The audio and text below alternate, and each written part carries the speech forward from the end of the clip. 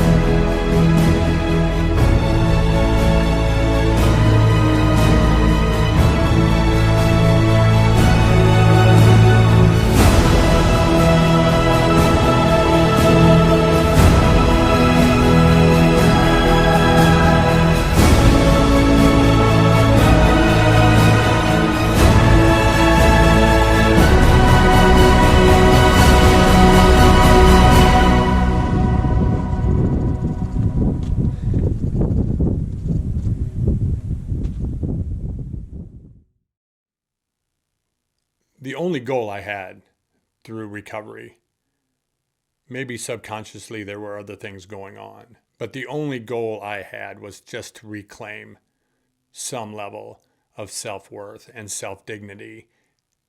And maybe, just maybe somewhere down the line, my mother who stuck with me could be proud of her son again. That's all there was for me.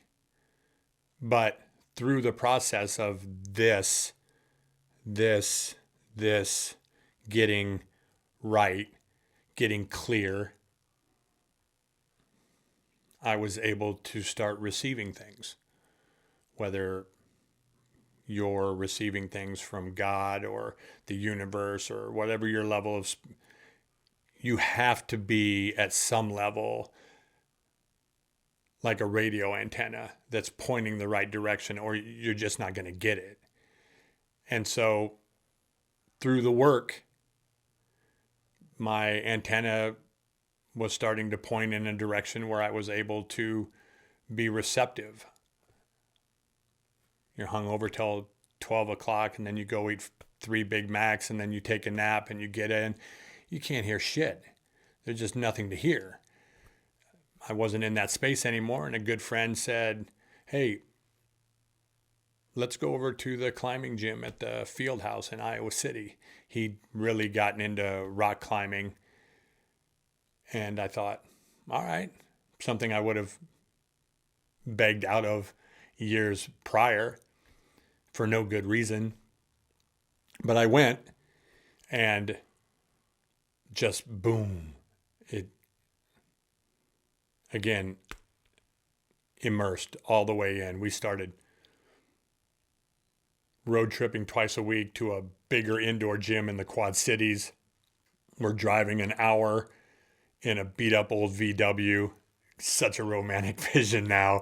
Just a total dirtbag kind of lifestyle. I say that in the most complimentary of ways for anybody that's out on the road living their life. It was fantastic. And to most people on the outside, it wouldn't probably make much sense. You're driving an hour to spend $15 to spend an hour grabbing plastic in a gym and driving back. You're taking 4 or 5 hours once or twice a week to do this. But I was just so alive. I was so, for the first time ever, I can remember still vividly laying in bed working out routes in my head. Oh, if I lie back here, if I pinch that, it was great. It turns me on to even think about it now. And we ended up then going to El Dorado Canyon in Colorado, because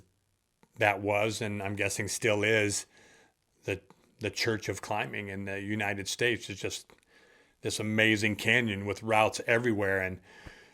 And it was the first opportunity I got to go to Colorado, to get outside of Iowa.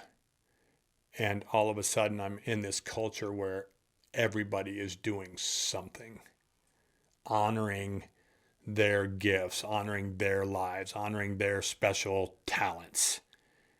And there's 7-year-old kids like Spider-Man going, and I can remember having to look away. A guy was free climbing 400 foot, and it was a 5'7", 5'6" pitch, which would be the equivalent of us walking down a 3-foot sidewalk and someone saying, just don't fall off.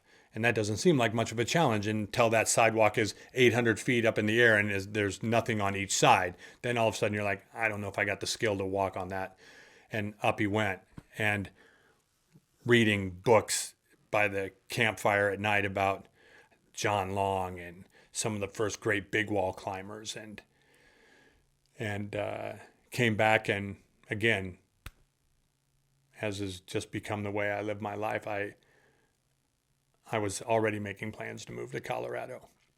And in moving out there 6 months later with barely $1,000 in my pocket and a buddy's basement to live in with no goal other than to just be one of those dirtbag climbers, that's what I did. And in going out there, eventually I wanted to have some form of social life. And so the easiest way for that was to go do one of these 5Ks that they have every weekend, seemingly every day in Colorado, to meet girls, have a relationship, meet somebody. And so that was it. 33 minutes, 5K, St. Patrick's Day, Manitou Springs.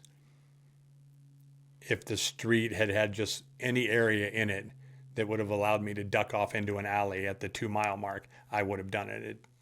It almost killed me. It was a horrible experience. It was probably the first real aerobic thing I had done since they made you take a PT test when you were in 5th grade. But not long after finishing, the desire to hurl subsided and started to feel this weird, tingly, happy sensation, and thought, I know I said just 20 minutes ago, never again, but maybe we give this another shot. But, had you told me then, you're going to end up someday running around Lake Michigan or across the state of Iowa or even doing a marathon or a half marathon, I would have begged out. Like, look, that's not me, nor do I want it to be me, at least at that particular moment. But that's how it started. And then a couple 5Ks later, you're seeing people doing a 10K. And you're thinking, what if? Maybe I could do that. Because you were in that culture, there was this expansion internally going on where walls that you didn't even know existed were starting to be broke down. Human potentiality was starting to become something that at that point I still didn't realize I was becoming a part of or that I was interested in. But that's where it all started.